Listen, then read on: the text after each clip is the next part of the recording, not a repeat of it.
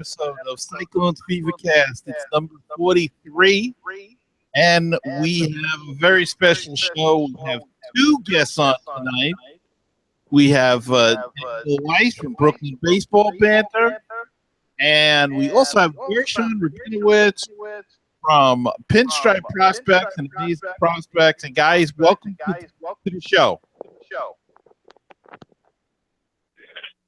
And Gary. Thanks for having me. All right, and Daniel's got on his Israeli team hat from the World Baseball Classic. I know you can't see it, Gershon, but he's sporting that this evening. And I'm sporting a Staten Island Yankees cap. While there still is a team. Yeah. Now, Daniel, is there any way you can boost your volume a little bit? That better? That's a little bit better. I can talk a little louder if I have to. Okay. All right, guys. So we're here tonight to talk about another season in the books for the New York Penn League and another season in the books for the Brooklyn Cyclones, and the final 3 to 6 games possibly for the Staten Island Yankees coming up. But what went wrong with the Cyclones in your guys' opinion this year? Daniel, let's start with you. I don't even know what went right. The problem that I see is that the Mets, they don't play to win. It's all about development. And it gets to a point where, for fans, it's incredibly unfair. We don't get to watch them play to win. They are always, having to platoon guys. They leave in guys hitting 149 all year long, whereas you have a bench player who's hitting 258, and he doesn't get to play as much. And then they have all these different lineups they have to test out. And I look at this, and they say this is how they develop them. Didn't work well in the World Series last year. They couldn't move guys up. They couldn't get hits in tough situations. They can't do it in the minors. They ain't going to do it in the majors. And Gershon, what's your take on that? I think the first thing that everybody looks about is just really the lack of timely hitting. This was a team that hit 216, which was the lowest batting average in professional baseball. I think that where the turning point went was probably right after Peter Alonso got hurt in August. He was probably their best hitter, had 5 home runs at the time. On base percentage was about 380. Desmond Lindsay was really a hitter that really came along for them. But aside from those two, there really wasn't a lot of consistency. Colby Lamancy got off to a very hot start for them, and then he cooled off considerably in the second half. Blake Taberry never got it going. The Mets drafted a lot of college guys, and they were signed in Brooklyn, and offensively they really hadn't done much. And the pitching, even though it was solid, it wasn't really spectacular. It was actually closer to the bottom of the New York Penn League. I think it was a 338 earned run average. The Cyclones have actually had some better pitching. I think the bullpen was not as formidable as it could have been. Aside from Henry and McGeorge, they really haven't had much out of that bullpen. The starters, Harold Gonzalez, Justin Dunn, they perform admirably, and Tom Zapucki pitched very well in 4 starts. I think they missed him terribly down the stretch, too.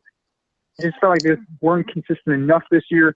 I do think it was remarkable that they were as close as they were to 500 when the year came to a close.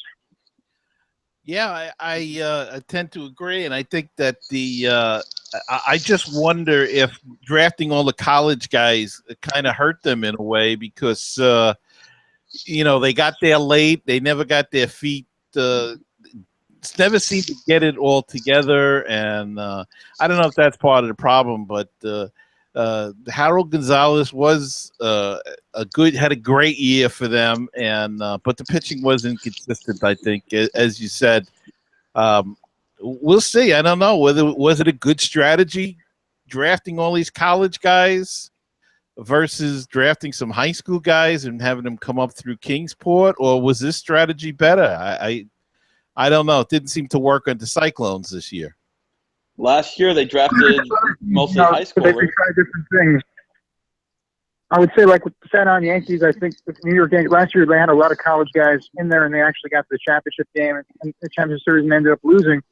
I think the teams try to have some college guys. They try to draft them so they get quickly to the major leagues.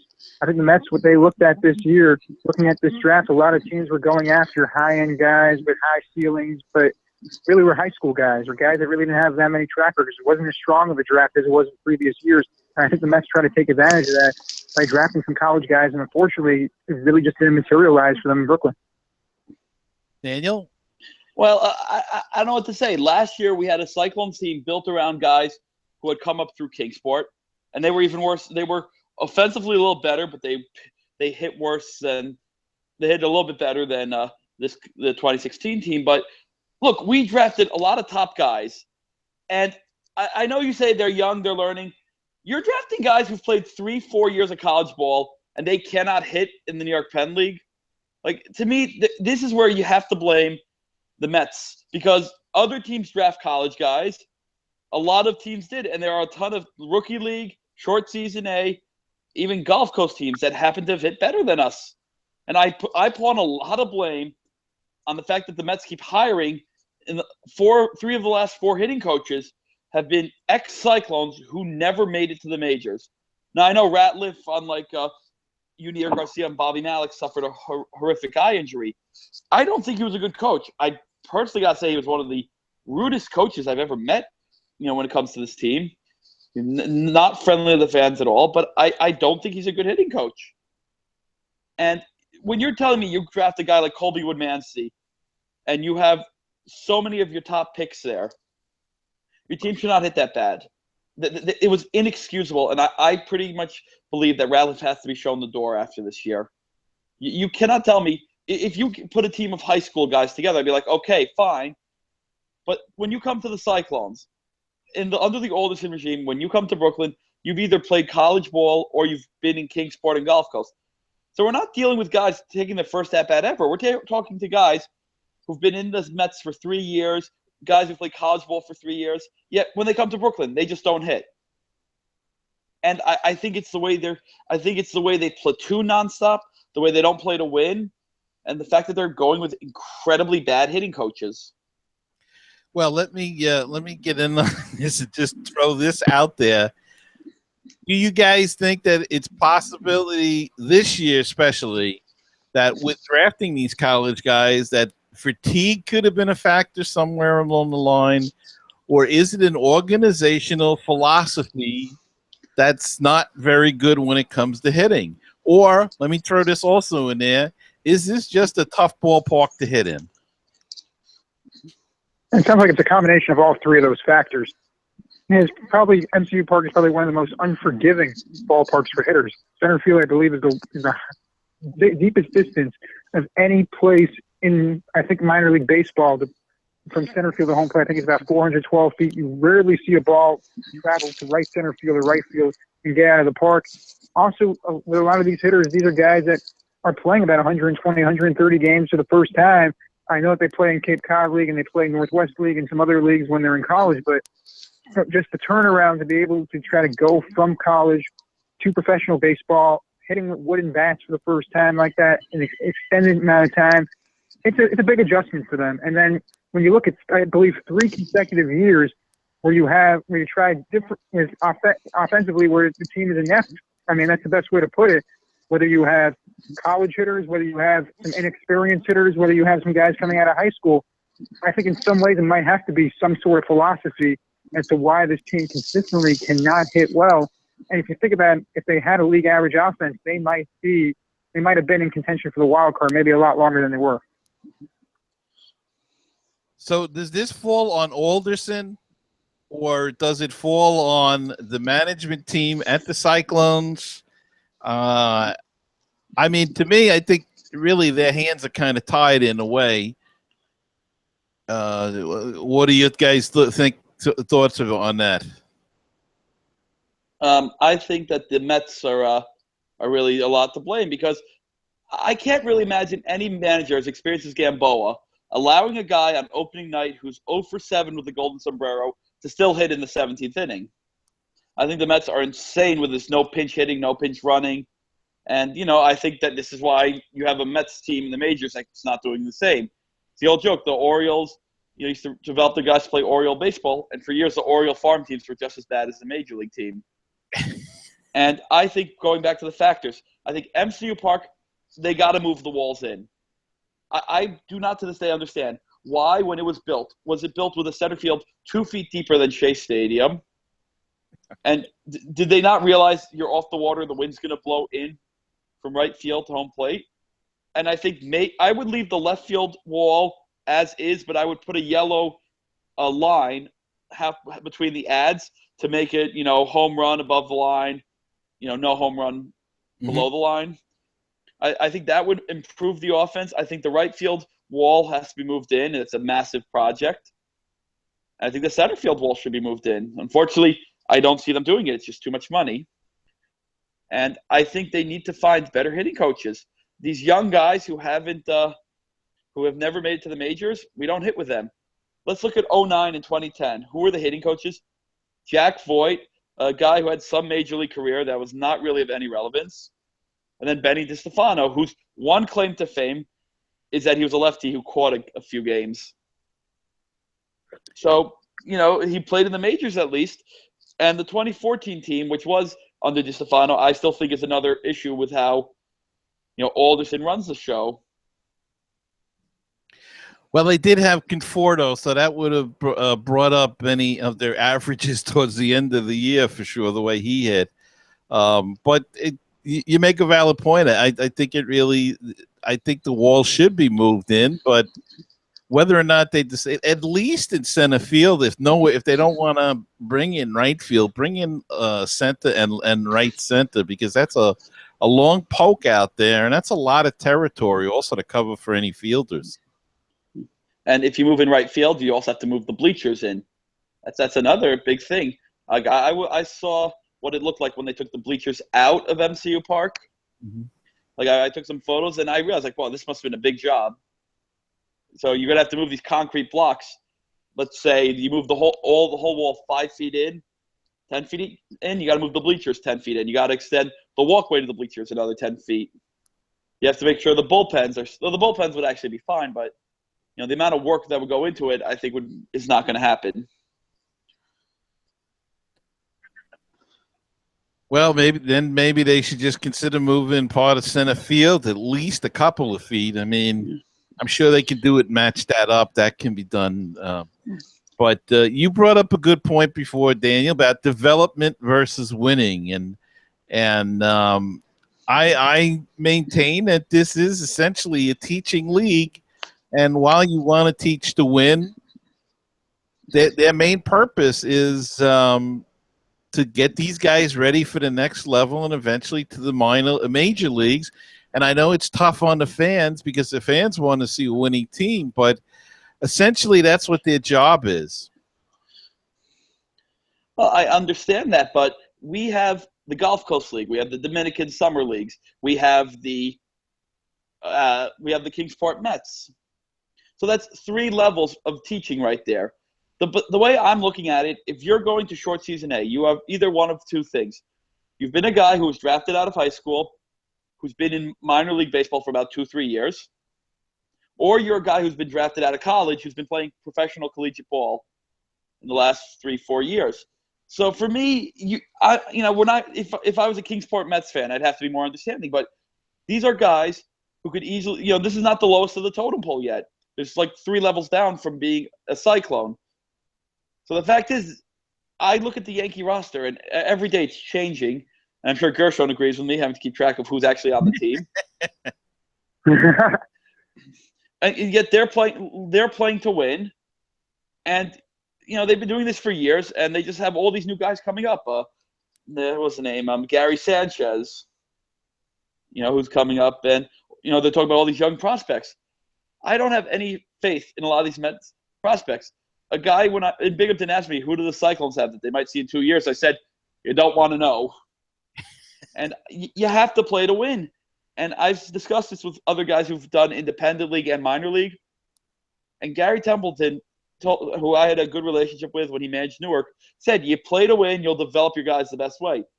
If you work with one guy on his hitting skill, but everyone else is losing, it's not good for team morale, and it hurts the other players. This is a team game where you have to play as a team and win as a team. And I'm sorry that if in the 16th inning of opening night, They feel this guy should be in. I'm sorry, but if you have a guy who's just 0 for 7 on opening night, you take him out. I guess you're talking about Jeffrey Diazza. Yep. It's not big on him in his short time in Brooklyn. Well, a very short time. He was gone by the second or third game or something. Gershon, but still, that game was winnable if they pinch hit and pinch ran and strategized. One game, Daryl Knight got the game-winning hit, and I'll let you get back to your question. Why did Daryl Knight actually play that game? Because Giannis Polino got injured. I looked back at my scorecard. I realized there's no way we would have won that game if it wasn't for Knight coming in for an injury. All right, Gershon, your thoughts, development versus winning, and, take it away. Well, baseball, when you look at it, it's basically just a sport that's an individual sport around a team concept. So basically what you want to do, really in this league, it is about development. I've spoken to various managers about that. They want to basically teach players how to handle certain situations, how to come up with second and third in less than 2 outs and be able to drive the run in, or be able to do something when they are 0 for 5 or 0 for 7 like we talked about. It's about getting these guys familiarized with those different types of situations and then preparing them to handle it. It's not the same when you are playing rookie ball and you're playing with 1,500, maybe 2,000 at most with those types of crowds, and you're not playing against elite competition or better competition than like the competition that you're facing in the New York Penn League. So I don't think that teams are looking to win. I think it just sort of happens from their teaching and just the development of the players, and that's really where I think it starts and where I think it is for just different players and different teams. And with Staten Yankees and what they've been able to do with the New York Yankee system, I think that is remarkable. Where they are bringing players in and bringing them out and being able to win the way that they are. But I really don't think that it does make a difference whether a guy has major league experience. I think it does help when you are a coach, but it depends on teaching. I mean, you guys mentioned about Sean Ratliff being drafted by the Mets and never making it to the big leagues. Eric Duncan, Staten Yankees hitting coach, he was a top prospect in the Yankee system, number 1 prospect during the mid-2000s. Never made it, I think, just to AAA. He played about 4 seasons in AAA. Never made it to the big leagues, but he's done an effective job with this team.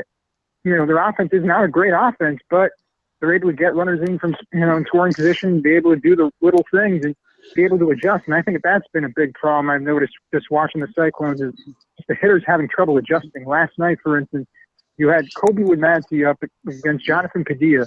He's a pitcher for the Staten Yankees. Padilla throws him 4 fastballs, I think. In the letters, I think, inside, also around the middle of the plate. And Woodmansey is swinging every single one and not adjusting to it. I think he eventually struck out in that at bat. He did. It's a little bit frustrating, I guess, for the fans and just people watching some of these teams is that when players have trouble adjusting. But I think at the end, and I talked to Tom Gamboa about this and about Dave Bialis about this, it's really about developing these young players and being able to prepare them, like Gary said, for single A, for double A, for triple A, and eventually get to the major league so they can handle these types of situations. All minor leagues in general are about player development. So I guess then we're back almost to the original question. Is it? Well, I'd like to rebut one thing then. Obviously the Yankees, there's something about those pinstripes. And, you do mention how you're playing in front of bigger crowds in the Penn League. That's not actually necessarily true. And to take a look at your Yankees, they don't exactly fill the place anymore. There are some rookie teams that probably outdraw some Penn League teams. I'm sure a good team in the Appalachian League could easily outdraw Batavia. You look at these whole situation things. If you're going to try to set up the situations ahead of time, I don't feel that's very good practice. To me, like you come into a situation as it happens. This whole thing because you want to come up with second and third or 2 outs. That's not how you play baseball. You play baseball that you try to get as many hits as possible, and if the guy comes up with second and third and 2 outs, he comes up with it. This whole thing of trying to play the game ahead of time, that's not what fans want to see. And factor in, Cyclones fans pay much more than any other team in the Penn League. We pay $555. Hudson Valley is somewhere in the upper 400s. Staten Island pays $418. Some teams charge $5 a game. Like we as Cyclones fans have to pay so much more money to watch the worst offense in all of minor league baseball. To eat something, we pay more money than any other team. It is more affordable to actually go to a Met game as a college student than to actually go to a Cyclones game. And I understand how the Mets wanted these guys, but as a lot of us have pointed out, there are other levels for it. You should be playing it to win because that's how you produce good players. I've spoken to ex-players from the Tony Bernazard and Omar Minaya era who had overlap into the Alderson era, and they say that while yes, they might have had some better skills under Alderson, they felt that playing under Minaya was better because you felt like, you were winning as a team, you had good morale, and you felt, okay, we keep, if he's getting hit, I'll get a hit, we'll all get to this pitcher. It was all about beating the other pitcher, and now it's more about just, doing the best for yourself, and that's why they don't win, because you have to play as a team to win. I think that it definitely is part of it. You have to play as a team to win. And I don't know if there really was that much team chemistry on the Cyclones. I can't attest, not being in the clubhouse every single day, but it just seemed like, there was individual personalities, and there was, one guy does one thing, one guy does another. I know, like, just being in the Staten Island clubhouse, you could see the camaraderie and the guys picking each other up. If they do fall behind, they're able to come back. And I didn't see that much with Brooklyn. And I know you mentioned about that there are smaller crowds than there are in Staten Island or in some other places in the New York Penn League, but the difference is when you are playing short season ball, the level of competition is a lot different because you are going to have at least about a handful of first-round picks, or I would say about 50 to maybe a little bit less of guys in the first 10 rounds here. So you've got guys who are going to be legitimate top 30 prospects in the minor league system within a year or two, or if not already. And you are facing some college pitchers in the game. So it does make a difference. So, I mean, that's how I look at it with that. But, yeah, I really think that these days it is about player development because also you do have pitchers on pitch counts. It is predetermined when you're going to have a pitcher pitch. It's going to be every third, every fourth, every fifth day. Not just guys, but also guys in the bullpen. And I think you mentioned also about a point about the Cyclones paying, about Cyclone fans paying more than any other team in the league. The unpopular thing that these teams will say, if any fan complains about it, is if you don't like it, you don't have to support the team. You don't have to invest that type of money. And that's how it is, I guess, with any other business. That if you don't like the product, that's really the best way to advocate for change and hope for change. But it is frustrating for the fans when a team has not won in so long. I think it's now 4 years where they have not been postseason play, and now it's 2 consecutive years where they've had a record below 500. So it does get a bit frustrating, and season ticket sales are down with the Cyclones, and attendance is down, and the novelty's worn off a bit, and it is a bit tough for that ball club. Well, that's why. Let me just get this to Gary. That's why I see 4 people today already saying they don't want to renew next year. With that whole go elsewhere bit, that's not good for business. This is why a ballpark that I remember being so crowded I could barely walk to my seat. I could get 20 seats to myself in the same row, and the rows only have 14 seats. That's how empty it is. And I understand you want to develop, but why is there no chemistry on some of these teams? Because you're having guys who are not hitting get more playing time than others, and the guy who's hitting 258 will be like, well, why is Mr. 169 playing? I hit more often than him. If I had more at-bats, I'd probably get more hits than him. This guy's getting every at-bat in the book, and he's just not producing. That's not good for team chemistry because, there's always going to be nitpicking over who earns more money and who does more for the team. It's pretty natural in anything.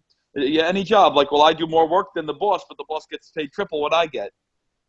That's a certain naturalness in capitalism, but you also have to factor in, like, you're going to have guys who are much more qualified and much more able to play, but these other guys get priority over them. And it's like you could have a 4-for-4 game, and you might not see another start for 5 days. And that's not good. That hurts the team chemistry. I think also part of it, they want to be able to get every single player a certain amount of games. I think it might be predetermined if a guy is a second-round pick or a third-round pick that he should play X amount of games if he's healthy and bat in a certain part in the lineup, regardless of how he's hitting or how he's doing at that particular moment. I've seen games where a guy, who is a top prospect will get 4 or 5 hits and then be on the bench the next night. That's just the way that things are these days in minor league baseball. and especially in the New York Penn League, it's really just about player development more than it is about winning.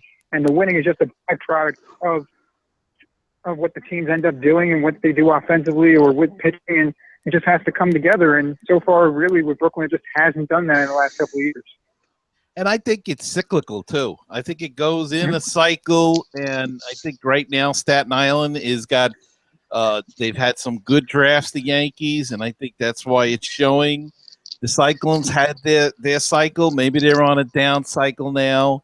I just think it's cyclical like everything else. And I think as far as the price is going, I think that's kind of a byproduct of being in New York City as well. As you're going to pay a higher tax, a higher ticket price because let's face it, I think sometimes the Cyclones, instead of taking it as a single A team, they think of themselves as almost like a major league team. They're in a major league market and they think that way. And I think sometimes that hurts their attitude as well, because then it doesn't jive with the whole development versus the winning thing. If they're selling a team one way and yet it's coming up in another way, I think that gets the fans confused as well. And I agree the prices are high.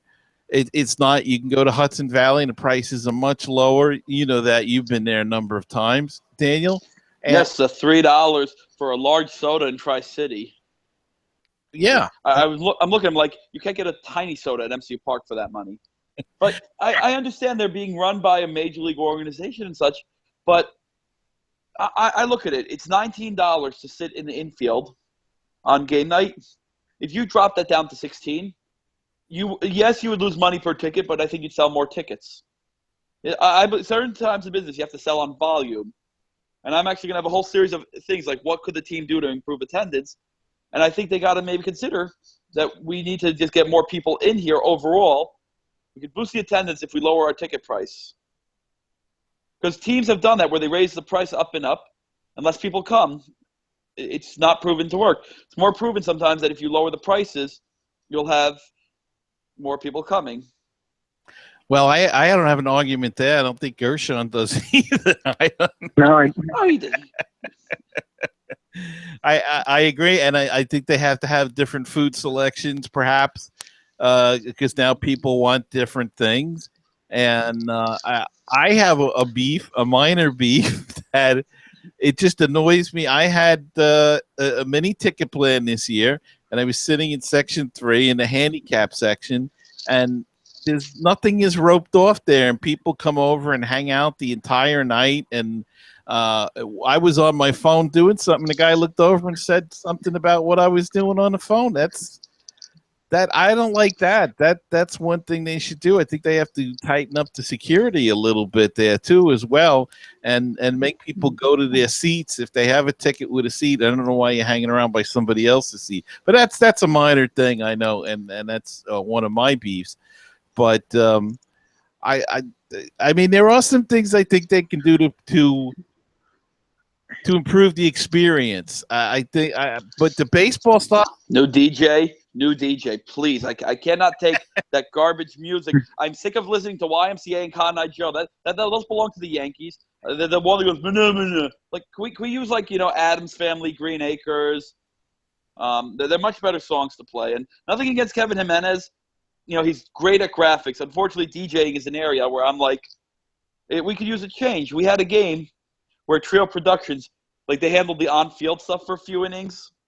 They even, like, had a different announcer, which I did not agree with because Fratto was awesome at announcing. But, maybe we need a more young DJ and, maybe a new on-field MC. I think they got to give change. Like, in the last 3 years, everything's been the same.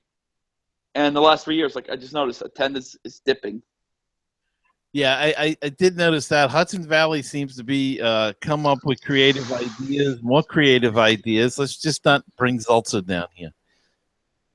No. Like, I don't need a guy going foul ball. I love Zulz. I knew him back when he worked for the New Jersey Nets. I used to love how he announced it. But the PA announcers and the on-field MC are also not supposed to be the center of attention. I just feel that Cyclones, the music's not too loud. It's not too obnoxious. Just certain songs they got to get rid of. And I'm going to have a whole nice posting about this in a week or so. I already wrote this out a month ago during a 6-game road trip.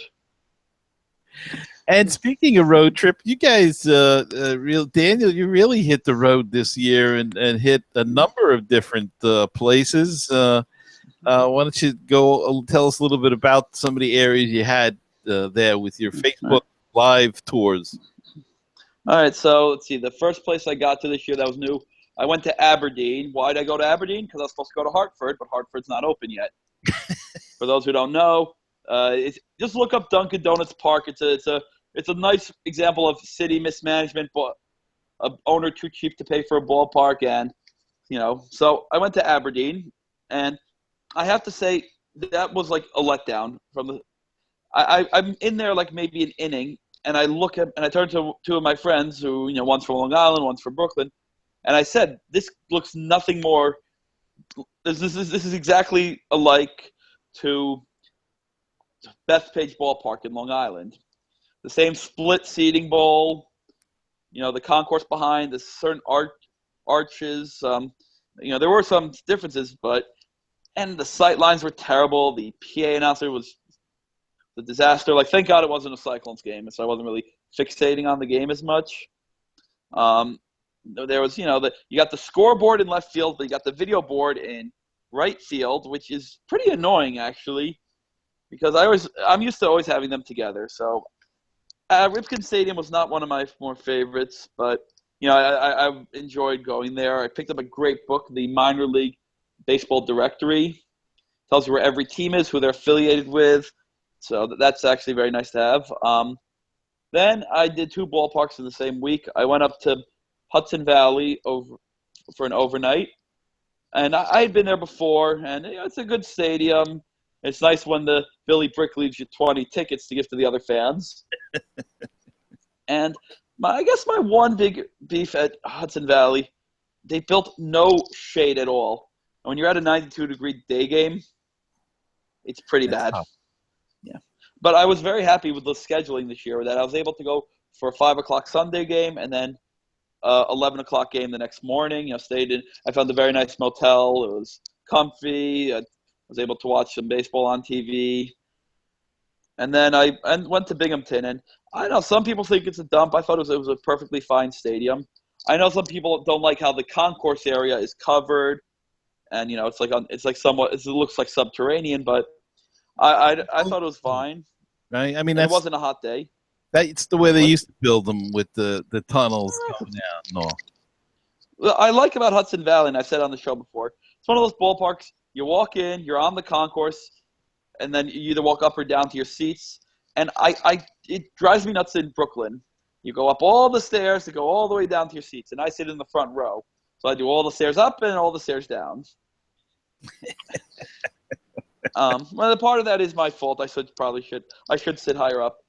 And but I thought Binghamton was a very good stadium, and then I also got to Tri-City, which I thought was very nice. But while we're discussing Binghamton, what do you think the name is going to be? The name, Gary? Well, I think we're going to do that in a little bit. Later, okay. But yeah, so Binghamton I thought was very nice. I had a seat in the shade. I ran into an old friend. The walk from the bus was much closer than the walk from the subway to MCU Park. They're very nice there. It's good to always see familiar faces. And Tri-City was a very nice stadium, but it's like you stand there behind home plate, you can see everything. It's like there's no ups, there's no downs. And then I also got to Sussex, New Jersey, where the New Jersey Cardinals once played. And that ballpark, it could use a little more color to it, but it's a pretty good place to watch the game, other than location for me. Now, Gershon, I know that you're busy running back and forth between MCU Park and Richmond County Ballpark. Do you get out to any of the other clubs at all this year? No, I just cover games in both those places. Well, Richmond County is a nice ballpark. I like that ballpark as well as MCU Park. I think I like the view. It's fantastic there, and a lot of people comment on that the view is one of the best in the Penn League. Yeah, I think every radio broadcaster that I've talked to around the league says the same thing, that they love the backdrop from center field past the batter's eye and being able to see the Freedom Tower from Lower Manhattan. It's one of the best views in the league, but they have their challenges in trying to draw new fans and They're going through a rebranding effort. This is going to be the last year where they're going to have the Yankees name as a team nickname for Staten Island. They're going to still be a Yankees affiliate. So we'll see what happens with that. And they're going to have to try to look for new ways to attract season ticket holders and fans and be able to be in a position where they could be able to draw like the Cyclones and like some of the other teams that are near the top of the attendance in the league. This was a very tough year for them because they didn't have the parking. They were doing a lot of construction by the ballpark. I believe it was the 5th lowest attendance in the New York Penn League. And it's hard to believe that back in 2011, this was the 3rd best attendance drawing team in the league. It's fallen off considerably in the last 5 years. And hopefully things pick up with a new CEO, but there's a lot of work to be done in Staten Island on that front. Well, I have to say. Well, there are a couple. I just want to interrupt you a second, Daniel. I went to a game on August 19th, I believe it was, and as far as the parking goes, it went very smoothly, I have to say. We followed the signs, went to the main parking area. They had a shuttle bus right there, took us right to the will call window, and then it picked us up after. It was a little confusing after the game because there was a lot of people and it was really not a set-up way to go exactly. But I will say they had plenty of shuttles, so you didn't wait all that long, and they took you right back, and it was like almost like valet parking once you got back. So it really wasn't that bad. I had thought it was going to be a nightmare, but I did want to go to a game, and was fortunate enough to at least make one this year. And I think hopefully the parking will improve next year, and I hope to make a few more. But go ahead, Daniel. I'm sorry I cut you off. All right. Well, before I get to what I'm going to say, did you get the Pat Venditti bobblehead or no? Did you make it in time? Yeah. Yes, I did. Okay. Yeah, I found one lying around. It had no arms on it. So I said, oh, that's Pat Venditti if he was a Met, because they would have abused him. He would have no arms left after. You get Tommy John surgery on both. Now, Staten Island, there are things that they could do to improve attendance as well. I think they need to I think the price is another factor. And most of the main reasons I hear people not wanting to go to Staten Island so much, the people who live in Staten Island say they should go back to the college where it's more centralized. There are those who don't like taking the ferry because of the half-hour intervals. There are those who don't, you have to go all the way to the North End, and you have to take the railway. I think another big thing, I don't know if you want to call it a mistake. It doesn't matter of opinion. They used to have an all-you-can-eat buffet, and I don't know if you ever had that, Gary. Yeah, I did have it last year or 2 years ago. I find you had. There are a lot of people who really enjoyed that. Now, having ran a restaurant, having worked at 2 other restaurants, having worked a little bit of catering, that's a lot of food you have to make. You can't reuse it other than the chips. And people take the food, they take it to go, and they were obviously losing money on it. However, I'm convinced that affected the attendance. Because I know there are people who used to go when the Cyclones there. They were like, "Oh yeah, I'll go. I'll get the get the buffet, and we'll have a great night." Now, if it wasn't for the fact that I get bricks to leave tickets, some of them wouldn't go. And there are people who go to less Yankee games because there's no all-you-can-eat buffet. Now, to draw a better crowd, even without that, they'd have to have some better giveaways. Like, what were the good giveaways this year? There was the Venditti bobblehead, which had I think they had about 5,000 that night. Because all I remember is bobblehead, but that got rained out. Yeah, well, that probably would have drawn well, but I look, they didn't have. Maybe they have to do a couple more jerseys. They don't really give out useful items.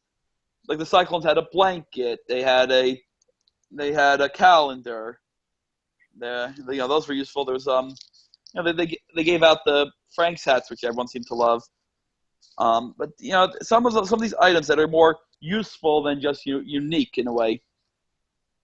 Because bobbleheads have a more local connection with Staten Island. I think with that borough, everybody that I've talked to there, it just feels like maybe the team's a bit detached from where they are. They held on to the Yankee name perhaps longer than they probably should have, and they really don't have a true identity. And there really isn't that much brand awareness in Staten Island, even if there is a team around. And people just don't have the interest paying that type of price and the experience just being the same. And then you factor in that it's taken so long for the Yankees to develop top-level talent, and then also this close proximity to Brooklyn. It's between 13 miles, and this year both teams are playing so many games at the same time at home. I can't remember a year where both the Cyclones and the Yankees, almost every single series, they were both at home at the same time. I don't know if that affected attendance on both ends as well. It does, because I know there are these people who go to a baseball game every night. And a lot of them who I'm friendly with, all these meshuganas, as we say in Yiddish, they were all saying how there's too much overlap. Now, there was supposedly a time where you could have Cyclones and Yankee season tickets, and the overlap was very minimal. And I'm just like thinking to myself, is it possible the league should never have them home the same time? Now, that makes scheduling very hard, I'm sure.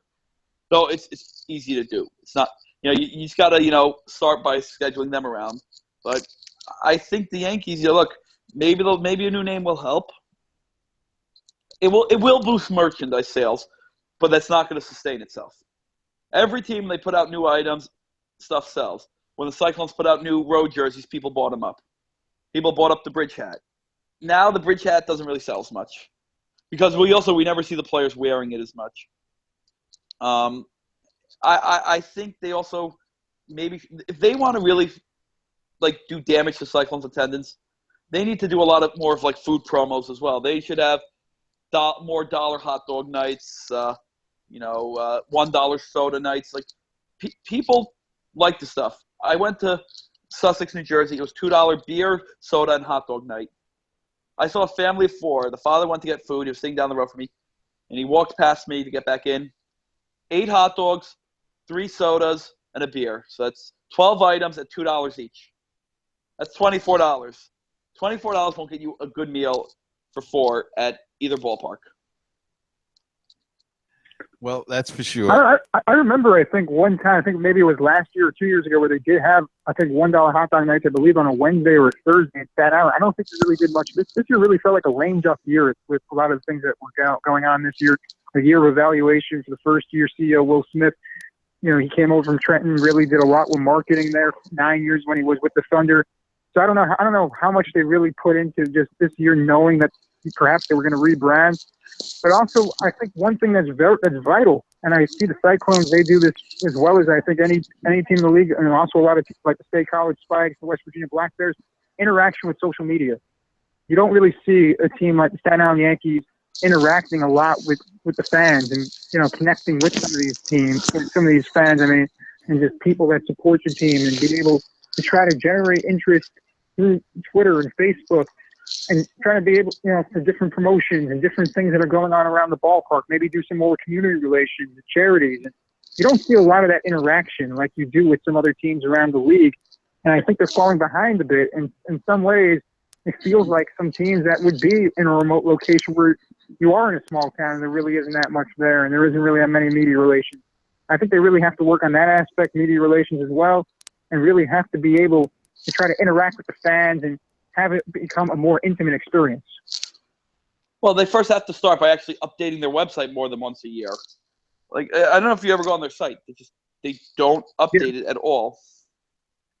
Well, neither does the Penn League. The only time they update, I think, would just be if there was a home game. They write the game recap. If there is some news story, but on the road, no news story. No news stories. Like that. When a team goes on the road, there really isn't much coverage at all, and that's something that you don't want to have, that type of gap, especially if a team is on the road for 10, 12 days, and people want to get information about them.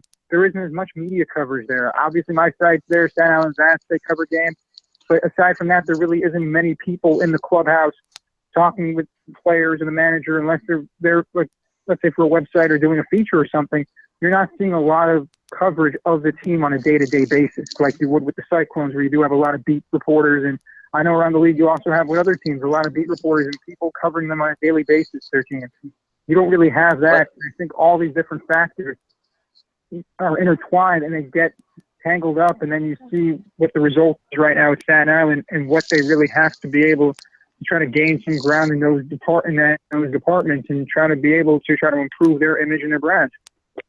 But I'm saying you go on their website after a home game, and you won't have a thing like Baez 2-run double gives Yankee win.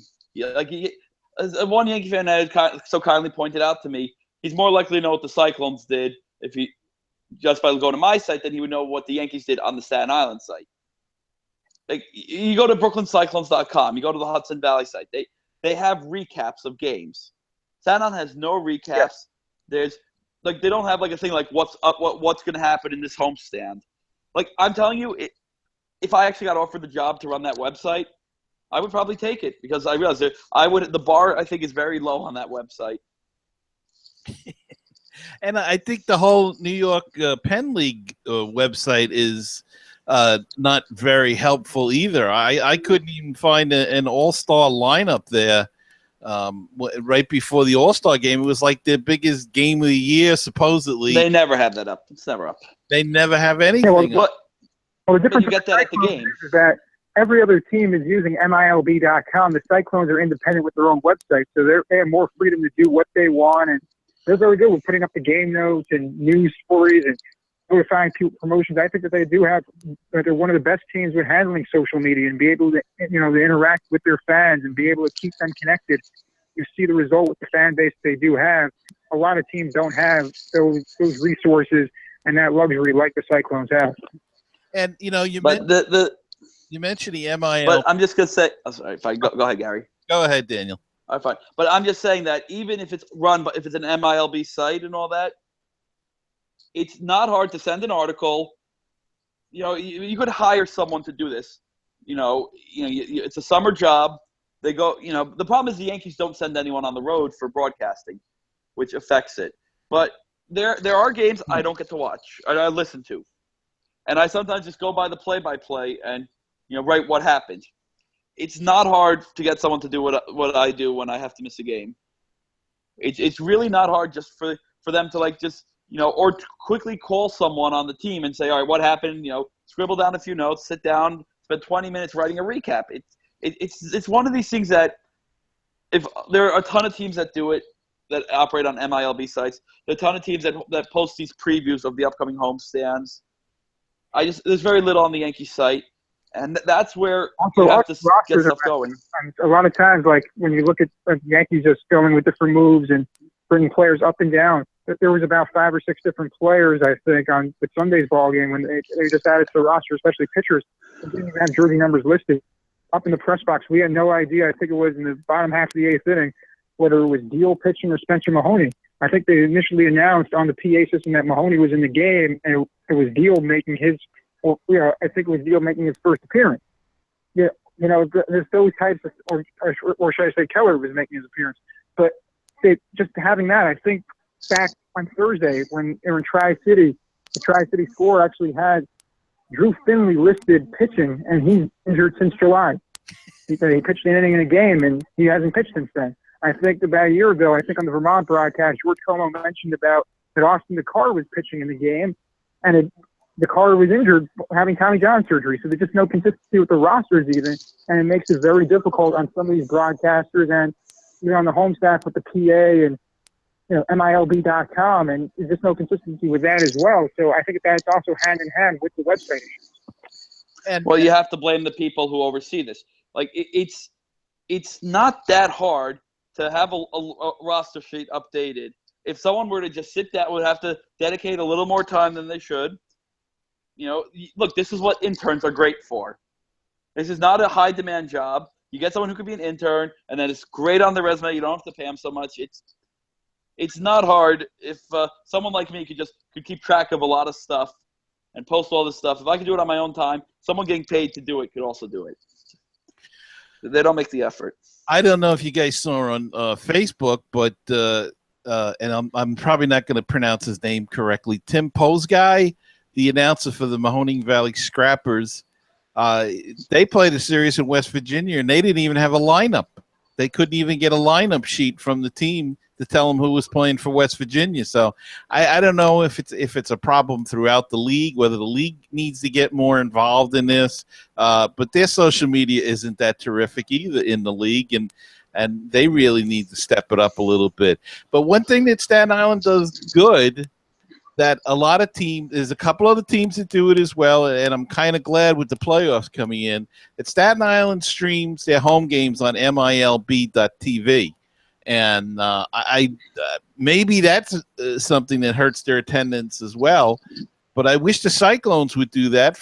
I know they're on the Brooklyn network, the Brooklyn local public TV. But I'd like to see more teams. A joke of a channel.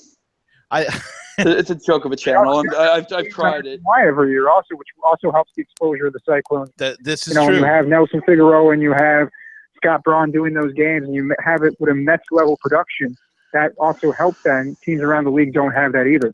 Right, but I would like to see more of the. I'd love to see Hudson Valley stream some of their games, and I'd love to see the Cyclones. I mean, I watched the whole series in Aberdeen. Unfortunately, I had to listen to the Aberdeen announcers, but that being said, I did get to watch the games because of Aberdeen does stream their home games, as well as West Virginia and State College and Staten Island. So I did get to see quite a few Cyclone games this last week between the Aberdeen and the Staten Island series. But I think more teams should do that, and I think the Cyclones should. They're in a type of market where they should take a lead on something like that, and I don't think they do. But let's go on. We've all been mentioning about these name changes in the teams, and the Binghamton Mets are going to change their name, as well as the Staten Island Yankees. And the Binghamton Mets did announce a bunch of finalists, all pretty horrible, I think, but it is what it is. And Daniel, you mentioned it, so what's your thoughts on that? I think the owner is making either he's making a horrible mistake, or he's just scheming to get out of Binghamton. He wanted to leave, and they kind of kept him there.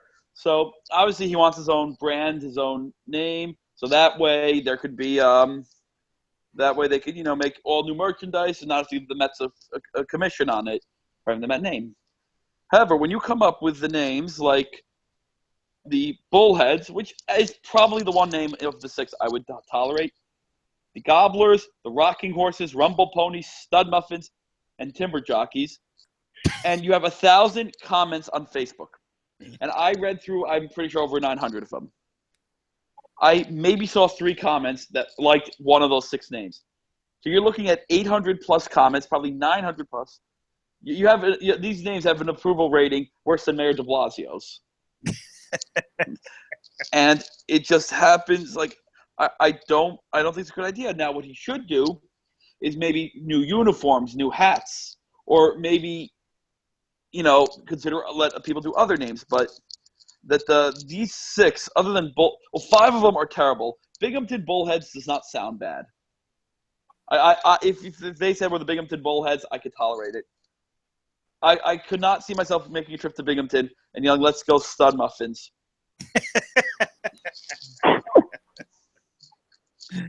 Now, as for Staten Island, I briefly asked Jane Rogers this last night, the GM of Staten Island, because I asked her, is there going to be a poll or is it going to go straight to just an announcement? And there's going to be a panel of names to choose from, and fans can vote on it. Now, people have asked me what I think it should be called. Now, I have a lot of nice words that I could use to describe any Yankee organization, but in the spirit of actual professionalism and doing, actual names, I think something like the Richmond County Colonials, or Staten Island Colonials, or something like Dutchman Colonials, Explorers, like something that about a little bit of the history of it. I don't think there's really any name of an animal that would fit. I don't understand the College of Staten Island being the Dolphins. There's no dolphins in Staten Island, so I'm thinking it's got to be something more like that early settler era of Richmond County. I like Colonials. That's nice. Well, just saying, when the Cyclones rebrand for a day as Coney Island Franks, stuff sells. Oh, that was. And when then the Brooklyn Bolt Scares, those watches, the former FXFL team, they had a nice logo. Yeah. For 2 seasons. All right, Gershon. So, what's your take on the Staten Island Yankees, the name change? I personally think it's part of it is, and I was explaining to somebody the other day this. See if you agree with me. Like take Hudson Valley. You go to Hudson Valley, there's a lot of Met fans there that are Hudson. They're not necessarily there to root for the Tampa Bay affiliate. They're there to root for the Hudson Valley team, their local team, and I think that's what Staten Island is trying to get to. Is that from your dealings with everybody there? Is that kind of what the direction they want to go? Yeah, I think that's the direction they do want to go. I think the Renegades, they did even rebrand, I think, a couple of years ago, and they actually changed the uniform. I believe it was 2013 or so, and so they've gotten some interest with that.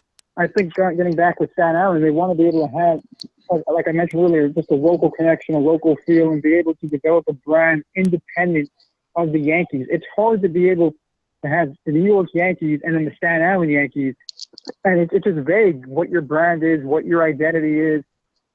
How do you hang on to just the same Major League team name? There's only two teams, I think, that do that in New York Penn League. The other one is the Connecticut Tigers. So you would like to have a name independent of what your Major League team is, so you could sell merchandise, so you could be able to develop a following and develop a brand. And I think that's what they want to do. You've seen the Yankees with the Trenton Thunder, they have a strong following. The Charleston River Dogs, they have that. The Tampa Yankees, that's one of the the Yankee team in the Florida State League. But you also have the Scranton Wilkes-Barre. They were the Yankees. Scranton Wilkes-Barre now is the Rail Riders, and they've been able to draw a lot of fans and be able to develop something there. Have PNC Field was built a couple of years back. The Staten Island Yankees need to be able to have that unique name and that unique feel. I don't know what the names are going to be as of yet. I would assume that we'll have an idea of when that's going to be sometime after the season ends and maybe before the winter meetings, because the winter meetings, everybody's getting ready for the upcoming season. But it's really a good time and a good opportunity for this team to be able to have a new brand and just to have a new look, and then maybe that could bring some fans into the ballpark, and maybe they could be able to just build off the Yankee affiliation without necessarily having the Yankee name in the team name. Yeah, I will say that makes sense. I mean, if you buy if you buy a Yankee jersey, there's really no need to buy a Staten Island Yankee jersey, and it is confusing, and perhaps they figure if maybe they can get some other teams' fans to root for them instead of, like if you're a Red Sox fan living in Staten Island, you don't want to root for the Staten Island Yankees. You don't want anything to do with anything that's Yankees. So, but maybe if it's called something else. If you hate the Yankees enough, you're not going to root for any Yankee farm team. I'm sorry. I know someone in Charleston hates the Yankees, and he said you call them the River Dogs, you can call them whatever you want. If they have the Yankee emblem on the left sleeve where all the teams put the Major League patches, he said he won't root for them. So. Well, it's worth the shot, though. Though I will say the Rail Riders hats seem to be incredibly popular. I see a lot of people wearing them. So that was a good move. Don't have in Staten Island. They're just here the Y hat. They have the interlocking SI. Mm-hmm. There's just no identity that's separate from the major league team, like I mentioned with the other minor league teams. And I think they want to be able to have that in Staten Island, and they could sell some merchandise if they had an animal name. Animal names are usually the most popular ones when the teams change. Look at just the New Britain Rockcats becoming the Hartford Yard Goats. Obviously, they had the issues with the stadium, but look what they've done with social media and just being able to get their name out and have a unique anthem and just all those different factors with a new name and a new brand. You don't have that with Staten Island. They would like probably to have something like that and then be able to create some buzz and create some noise and then be able to bring back fans that may have left or maybe try to build a new fan base, maybe independent of the Yankees, like you mentioned about, just to be able to just have baseball fans come there maybe as an affordable alternative if they lower prices, or just to be able to present themselves as an affordable alternative to the Yankees or the Mets in the Major League, and then have the prospects of today potentially be the major leaguers of tomorrow and be able to sell them on that. And then with promotions and branding, I think that's really what they want to do with a new name and just with a new identity. Yeah, certainly. I think that's what they're really aiming at. I think it's probably not a bad move on their part, and we'll just have to see as long as they come up with a good enough name and not something crazy. Now, there's two events happening at MCU Park. Well, one's happening, and one is no longer going to happen. And And, of course, the World Baseball Classic is going to come. A qualifying tournament's going to be there in a few weeks, and we're going to have 4 teams qualifying for the tournament, and that is Israel, Pakistan, Brazil, and Great Britain. And I was looking at some of the rosters today, and really it looks like Israel has some of the bigger names of former major league players, Ike Davis, Josh Satin. Trying to think. Craig Breslow played with Boston, and there was Jason Marquis who pitched with Atlanta and Cincinnati. And the Cardinals.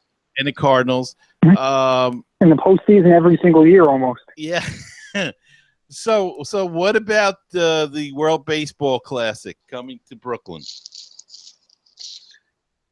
I'm pretty excited because as someone who's Jewish, I want to see Team Israel win, and I think that Team Israel has a lot of good players. It's nice. It's interesting to see Ty Kelly, who's really the last guy on the Mets I think is Jewish, on the team. Josh Seed, who I saw with I didn't see him pitch, but I saw him with Binghamton. He wasn't pitching that game, and I think he started the year with the New Britain Bees of the Atlantic League. I've seen Jason Marquis pitch many times over the years, so I think the real competition is probably going to end up being Israel and Great Britain. I think they have the most affiliated guys, and I think Israel and Brazil will have the most fans at the game. And Gershon, will you be covering that at all for your numerous outlets? Well, I'm still working on it, but I hope so. I'm looking at Brazil's coaching staff. You got Barry Larkin as the manager, you got Steve Finley as the hitting coach, but Troy Hawkins as the pitching coach. So you do have that guys who we talked about earlier, guys that have played in the major leagues and very successful major league players, including a Hall of Famer. Andre Rienzo, I think, is the one big name that played in the major leagues that's on Brazil. Andre Rienzo was, I think, with the Marlins, and he was also with the Chicago White Sox. Now, Daniel, you did bring up interesting. You did mention Ty Kelly, but he is playing with the Mets right now. So I don't think we will see him at this tournament. I could be wrong, but I think I would think that the major league team may take precedent over it. I could be wrong, but I don't know. You know what? Maybe look, for all you know, the Mets could be, they could have clinched it. They could be out of it. That's a whole other topic. But they might let him go because they might say, well, you know what? We have Reynolds, and I don't think Kelly really sees much playing time anyway. So I don't think he'd be that big a loss to the Mets for 4 games. Also, that's very well. And I kind of question, why was this one scheduled in September when most of them are in March? That's what's a little weird to me. I just felt the scheduling. I think there's also qualifying rounds going on in Asia and across the globe at the same time. They had one in Sydney, Panama City, and Mexicali, and I think those all finished already. That was the one in Panama was March 17th to 20th. Okay. The one, I'm just looking at the dates, in Mexicali was March 17th to 20th, and the one in Sydney, Australia was February 11th to 14th. Those are all at worst, overlap with spring training. And, for a team to send the guy away for a few days in spring training, it's not the worst thing. He'll get some at-bats against competition. Other guys get to play. There was a Cyclone who was on the short list, but unfortunately he didn't make it, Raul Jacobson. And, it's still a possibility, I heard, if there are roster changes.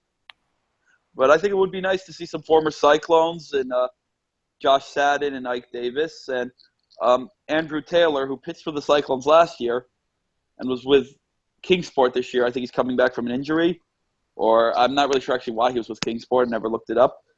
He'll be on Team Great Britain. Should be an interesting couple of days. And I'll be covering it for a paper in Jersey. You are wearing a shirt tonight with the Brooklyn Bolts. You mentioned that their logo, and they have officially, what would be the word for the league? Gone under? Folded, ceased operations, gone under. So it's plenty of nice ways to say it. And it is a shame, but I only went to one game, and it didn't take me long to realize this is my only game I'm ever going to go to, because there's no way they're going to come back next year. There was no sponsors. If the Bolts probably could have survived if the league was, more stable, but they just there's uneven amount of teams, uneven amount of games. Yeah, it was kind of crazy. The first year they had the TV contract. The second year they didn't, or you couldn't find it anywhere. And I think they missed their boat. They should have tried to connect more with the Penn League teams and build the league that way. They did it with Hudson. Well, the problem. Yeah, go ahead. They did it with Hudson Valley last year. They probably would have been better if I think weren't they supposed to have a team in Mahoning Valley as well, but that fell through. Yeah, it fell through. I think right before the season started. But I think that would have been a better way to go, maybe. But it's so difficult. You have to have a lot of funding. Look, Vince McMahon tried it a number of years ago, and went a couple of years and then folded. It's a very tough thing. And we get back to the whole product thing again, and the product wasn't there. The Bolts won games, but I mean, I watched a few of those games, and it was really like watching, class 3 college or something. It wasn't high quality games, but it is what it is with that. But it just wasn't seen to be a good run league. No, it was very poorly run. The fact that there is a logic to why you'd want to play in a minor league stadium. To get field time is much easier in October than at a high school field or a college field. So you keep your costs lower. The problem is, I can imagine. I saw in Hudson Valley, they told me where the field was set up, and I sat along the baseline. I realized you'd be just the view from the first baseline, which would be going alongside one of the sidelines, is horrific. You have all this space in front of you that is the infield, and then the field is all the way on in the outfield. So you either have the choice of sitting up, in Brooklyn, you could either sit behind one of the end zones out in where left field is, or you could sit elsewhere but not have a great angle of the game. And I think that it made some sense, financially, to use minor league stadiums that wouldn't be normally used. But from a practical standpoint, I've never been to a sporting event with such horrific sight lines. And Gershon, did you catch any of those games at all, or? Yeah, I covered the final game of the FXFL, which was when they rescheduled it. I think in between a couple of games of the World Series. But yeah, the quality of play was not that great. I think Josh Freeman was the most established name that was there. I think a couple of guys have gone on the practice squad rosters in the National Football League. But yeah, you mentioned that sight line. I think the way that the field was constructed, I think it was from right field all the way down to about third base to shallow left field. Plus, you have the baseball diamond there because the artificial surface, so you can't cover that up. Right. So it's hard to follow. Yeah. Plus, the weather was not that great. I think the first game, a lot of people said that probably should have been canceled, but because the weather was so bad, and Josh Freeman fumbled a couple of times, and it was just a mess in general. I think the second year of the league, the first year had a lot of potential. There really seemed to be some interest in it. Last year, I know it was also an issue. Commissioner Brian Woods and the league, they ran out of money. I think at one point there was about maybe 30 minutes before game time, the players didn't get paid up until that point. They wouldn't take the field. So it became a bit of a disaster. And then I think you figure when they did cancel, I think the last game that was supposed to be in Hudson Valley in November, that maybe there was a possibility they would not come back. They've tried all these different professional football leagues. You mentioned about the XFL with Vince McMahon. That 1 year in 2001 was probably the most successful one of those, or the most prominent one. The UFL was around for a couple of years and had a TV contract with Versus. I think for about 3 or 4 years they were a popular league, but they never. I think they also started with about 3 or 4 teams. This was an experimental league, so it was a lot different than I guess the XFL or the UFL. This was or arena football, so it had a different type of feel to it. But it was a shame when I heard that it wasn't coming back. But I will say I wasn't surprised. Okay, and finally. Let's bring up a topic that we've all covered this gentleman, and I'm talking about Tom Gamboa retiring from active baseball. He did say that he would consider, a job like as a consultant, maybe do some scouting, but he's retiring. I know that the Facebook crowd has not been kind to him this season. But just let's go around and get your thoughts on Tom Gamboa and his retirement. Daniel, let's start with you. Well, I do realize the Mets could, tied his hands behind his back on how to manage. And I will say, compared to his predecessor, Rich Donnelly, who might have had a better record, Gamboa was a really nice guy, very open with the fans, and I think a lot of the fans like that. Because you could hate Gamboa as a manager, but it was very hard to hate him as a person. And he always treated me very well. Always gave me answers I might have needed. He told me the same stuff he told Gershon and the other writers. And he's just an all-around nice, likable guy. And I felt he went out with a bang last night. I think he banged all those helmets onto the ground. For those that don't know, in his last game, he actually got thrown out in the 4th inning, I believe. And, yes, 4th. And over a call at first base, and started throwing helmets and bats out. And I don't know if he planned it that way, but I'm just curious to know, is that the same umpire that he had trouble with 2 years ago or last season? No, these guys weren't around last year, as far as I remember. And that also came into my mind. I was thinking about that when he did have that tirade, if they were the same umpires when he was thrown out before the game even started in West Virginia. Right. So he did say, I think some of the sentiments that were similar, that if a guy's not honest, he's gonna let him have it. And that's really what I've always liked about Gamboa was he would never sugarcoat things. If a guy was struggling, he would call out his players in the post game press conferences. He would say, this guy is struggling, and here's the reason why he's struggling. He's out in front too much. We're trying certain things with him, but how many times can you try this thing and then have the same exact result? And that's what I like. You don't see that a lot with managers and with coaches these days in any level of sports, where guys that are open and that will basically say how they feel and always give good copy to the media and always be able to just treat people with respect and always just treat people the way that you want to be treated. And that's what I'll take out of Gamboa, even before strategic wise or anything that he did on the field as a manager. That's something I'm really going to miss, and just having a good relationship with him off the field like that. You don't really see that with a lot of managers. I have to agree. I have to agree on that as well. With what everybody said. Just a very nice man, always very kind to me, always gave me time when our paths crossed, and it wasn't as often probably as you guys. But always a nice guy. I have some nice conversations with him on Facebook, and I hope to keep in touch with him and have him on one of the other shows I do called the Baseball Talk Radio Show. Quick plug there. But I hope to have him come on and talk baseball in the future on that show. So,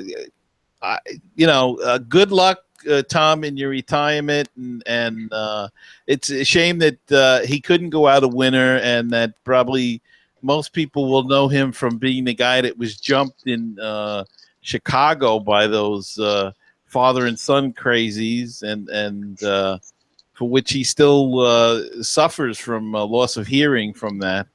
But I like to remember him as the Cyclones manager and the scout in Moneyball. I think it's a very good way to remember him, and he was a gentleman. And what I always liked when I would go up to Hudson Valley, or when I went to Tri-City, or the one time I went to Connecticut. He's like, he always comes to everyone who makes the trips. He comes, shakes their hands, he thanks them by name if he knows the name. And that to me is like, that's something I really appreciate. Where he comes over to me and Sam Williams goes, Daniel, Sammy, I gotta say, I'm really touched you guys came up here today. Sorry we couldn't get a win, but it's good to see the fans come on the road for us. And that's what I really liked about him. I agree wholeheartedly. I saw him at a game, and he asked me why I didn't see him in Hudson Valley. And I said, I just didn't make the trip up this year to there. But, that's the kind of guy he was. And, he'll be missed. And one last question. Any inkling at all, any guesses that who could take over? I haven't heard anything. If I had to pick one name just off the top of my head, I would have to possibly think Edgardo Alfonso if he's interested. I would like, if I had to make a list of possibles, not so likely, definitely not happening, I would put Alfonso in the likely. It would be the most, probably the most logical choice at this point because he's been there for 3 years. But as you say, it's a question of whether or not he would even want it. Gershon, any thoughts at all? Well, I would say Alfonso would probably be the most popular choice among the fans. But as of right now, I'm not sure who they're going to pick out to be the manager. It's still, I don't know if it's really sunk in yet. That this was the last game that Gamboa managed and that he's going to be in retirement. I guess it's just the day after the regular season ends. I'm still thinking about that. But, yeah, Alfonso actually was the active manager last night after Gamboa was tossed. So it just depends if Alfonso wants the job, I guess, and, wants to be able to also travel on the road. I know that he was mostly just did just a couple of road trips that he wanted to do and then did, I would say, every single home game. So the question is, does he want to take on a full schedule? And you have to also work in extended spring training from basically February all the way till June, so you're not. It's not like he gets 3 months off and then goes to a short season. You got to every day you're working at extended spring training. Well, also with the instructionals too. Right. Yeah, that too. Yes. Well, it will be an interesting thing that we'll have to look for during the winter and in the winter meetings and that. But that's a long way off, and I keep saying one last question, and I keep coming up with a different topic. This will definitely be the last question. Playoff, New York Penn League playoffs. Who do we like, and what do we think? Gershon, you go first. Your team's in it. Okay. Okay, yeah. One thing that really struck me when I'm looking at the New York Penn League playoffs is that all 4 teams actually finished the season off strong, with the exception, I guess, of Hudson Valley in the last 2 games, losing to Aberdeen and losing the top seed. But they've all been playing just really incredible baseball. I think it was 8-2 in the last 10 games for the State College Spikes at one point. 11 wins in a row that really catapulted the Hudson Valley Renegades over the top. You have the best offense in the league with the Lowell Spinners. 3 of the 4 teams are the best offenses in the league. The Staten Island Yankees do not have that potent offense, but they have the second best ERA and pitching staff in the New York Penn League, and that should be an interesting matchup going up against another solid offense with the State College Spikes, and having the second leading hitter, Jeremy Martinez out of USC, the catcher on that team. I could go either way with any of these 4 teams. I could see them winning it all. I think that they have their strengths, and it just depends on who executes better. And come down to one game or one play. But I usually don't feel that way. But when you have teams, it's always about momentum at the end of the year. And I think that all 4 teams are playing their best brand of baseball right now. Okay, Daniel. All right. Well, I didn't really get to see State College this year because they didn't come in. I guess, at this point, because I'm kind of somehow checked out on the season, I'm probably going to hope that Hudson Valley can knock off Staten Island. And if I had to pick one team I would like to see win, I happen to like Lowell because they're a Red Sox farm team. And I don't think they've won in a while, so they're kind of I hope to see them win. And Okay. they also have the league's leading hitter in Tyler Hill on that team. Josh Pennington, who obviously Cyclone fans know pretty well in those 2 starts, how he dominated them. And they have a pretty balanced team right now. I think for John Leahy, their broadcaster, actually the first time that he's actually covering postseason play for them. I think it's been a while, maybe about 4 or 5 years since the last time the Lowell Spinners have won it all. So that would be something for them. The sentiment for the Staten Island Yankees the last time with the Yankees name, for them to have a chance to win it all would really be something, a good way to close out that brand. And then, the Hudson Valley Renegades, they've been in this mix so on, and State College Spikes a few times, getting close but just not being able to win it all. So I think there's a lot of different storylines, and they're all compelling ones in this postseason. Well, yeah, I'm really torn because as you said, John Leahy, I'd like to see him win, and Josh Carey with Hudson Valley, his first year with them, so they're both calling the playoffs for the first time. And State College, though, has been awesome all season, and I really think that they're probably the odds-on favorite right now to win it. But I wouldn't mind Lowell Hudson Valley coming home with it either. No offense to anybody out there, but it should be a good series, and I hope that we get to see some of the games at least on the stream, and it could set up that way with Staten Island and State College playing one another. So one of them is going to make the finals, and they both broadcast home games. So all 3 games of that series will actually be streamed, the Staten Island Yankees and the State College Spikes. So that should really be interesting. And also another, I think, factor with Staten Island Yankees, if they do win it all, they will be the second consecutive team that's been a wild card team to win a championship. The Staten Island Yankees have never won a New York Penn League championship as a wild card. So that's also another factor to consider. So it should be fun. It should be interesting. And this was certainly fun and a lot longer than I thought it was going to be, but that's okay. We don't have a time limit on a podcast. So let's hope we had some viewers and we'll get some listeners to the audio part of it. But I want to thank both of you. Daniel, go ahead, pitch whatever you want to pitch. All right, well, if you don't know by now, my website is brooklynbaseballbanter.com. I cover the Brooklyn Cyclones. I have plenty of stuff to write this off season. I'm going to have some ideas where the team can improve attendance. I'll cover the World Baseball Classic. So brooklynbaseballbanter.com and the Facebook group, Real Brooklyn Cyclones Fans. It's spelled BKLYN, the way the team spells it. And I want to thank everyone who's come to my blog. And I appreciate the love, Gary, by using my site for your content, the news segment of your show. I steal a lot of stuff from Daniel's site. And I steal from Gershon, too. I steal from everybody. Okay. You're not passing it off as your own. It's fine. Yeah, I always try to admit it. Gershon, what would you like to promote? Well, you can find my writing at pinstripeprospects.com for the latest in Yankee minor league news. Amazing prospects. We're trying to always improve that site, looking for writers. So it's going to be our first year with amazing prospects. So we're trying to add some content. I had writers at every level for the Mets minor league system. So at amazingprospects.com, you're going to find some of my other writing where I write about opposing minor league players or anything that I want to talk about or tweet about or any random thought I have. You can find me at Gersh Online on Twitter. So that's a good way to reach out to me as well. And, hopefully I'll be hearing from you guys soon. And can I just say to both of you guys that you do great job with what you do, and I really enjoy reading both of you, and I'm so pleased that you both could make it tonight. And it wasn't too bad. We had a little disagreement, but that's okay. We're all still friends, I hope. And I'm getting withdrawal symptoms already for Penn League baseball. So I hope June comes around fast.